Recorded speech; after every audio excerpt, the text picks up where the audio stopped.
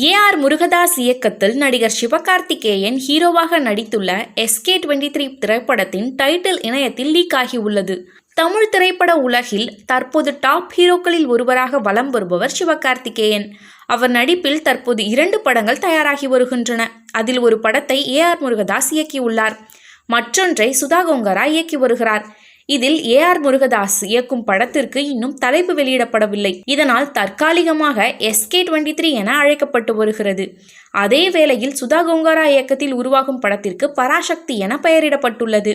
தன் படங்களுக்கு பழைய பட டைட்டிலை தொடர்ச்சியாக வைத்து வரும் சிவகார்த்திகேயன் அவருடைய 25வது படத்திற்கு பராசக்தி என பெயரிட்டதற்கு கடும் எதிர்ப்பும் கிளம்பின. அந்த டைட்டிலை யாருக்கும் கொடுக்க மாட்டோம் என சிவாஜி நடித்த பராசக்தி படத்தை தயாரித்த நேஷனல் பிக்சர்ஸ் நிறுவனம் திட்டவட்டமாக அறிவித்துவிட்டது. அதையும் மீறி அதே தலைப்புடன் சிவகார்த்திகேயன் படப்பணிகள் நடப்பதால் ரிலீஸ் சமயத்தில் சிக்கல் ஏற்பட வாய்ப்பு உள்ளது.